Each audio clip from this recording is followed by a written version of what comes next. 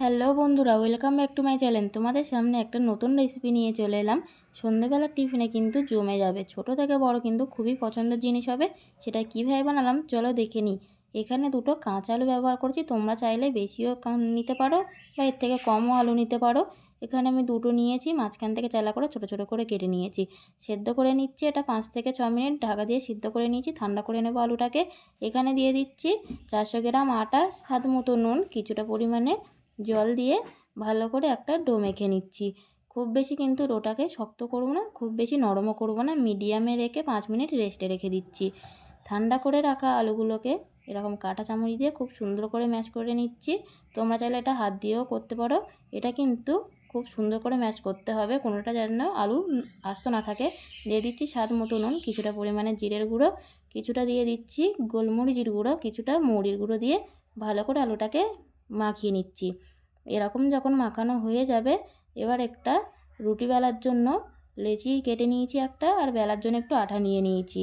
খুব সুন্দর করে একটা রুটি বেলে নিচ্ছি। দুটো রুটি লাগবে, একটা রুটি বেলে নিয়েছি। একইভাবে আরও একটা রুটি আমি বেলে নিচ্ছি। এটা কিন্তু তেল দিয়ে বেললে হবে না, আটা দিয়ে বেলতে হবে। এরকম রুটিটা কিন্তু পাতলা হবে, খুব বেশি মোটা করলে হবে না। মেখে রাখা আলুটাকে একটা রুটির ওপরে দিয়ে সারা দিকে দিয়ে দিতে হবে। একটা রুটির ওপরে হাত দিয়ে আমি একটু দিয়ে দিয়েছি। এরকম আর একটা রুটির রুমালের মতো ভাঁজ করে নিয়ে এক কানায় বসিয়ে দিয়ে এটাকে খুলে কানাগুলো খুব সুন্দর করে চেপে দিতে হবে, যাতে বেলতে গেলে খুলে না যায়। কানাগুলো চাপা হয়ে গেলে এবার বেলে নিয়েছি ভালো করে, ভেতরের হাওয়াটা কিন্তু বার হয়ে গেছে। আর দুটো রুটি কিন্তু জুড়েও গেছে। এরকম ছুরির সাইজে লম্বা লম্বা করে কেটে নিয়েছি। তারও ঘুরিয়ে নিয়েছি ছুরিটাকে, নিয়ে আবারও ছোট ছোট করে বক্স বক্স করে কেটে নিচ্ছি।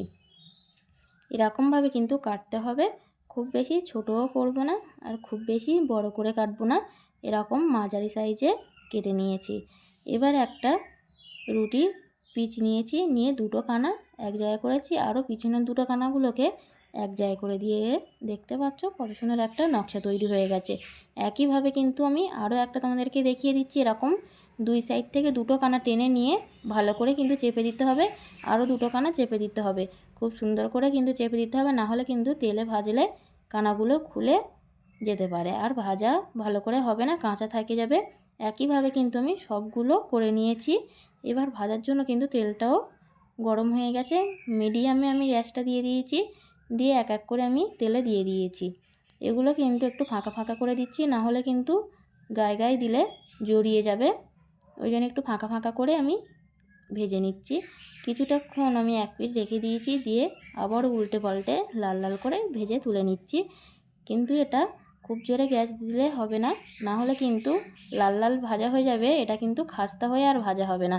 একইভাবে আমি সবগুলো ভেজে নিয়েছি। দেখতেই পাচ্ছ কত সুন্দর দেখতে লাগছে। দেখতে যতটা সুন্দর তার থেকেও কিন্তু অনেক বেশি গুণ খেতে সুন্দর লেগেছে। দেখতেই পাচ্ছ কত সুন্দর খাস্তার মতো কিন্তু ভেঙে গেছে। এটা কিন্তু সন্ধ্যেবেলার টিফিনে জাস্ট জমে যাবে। ভালো লাগলে লাইক কমেন্ট সাবস্ক্রাইব করতে ভুলো না।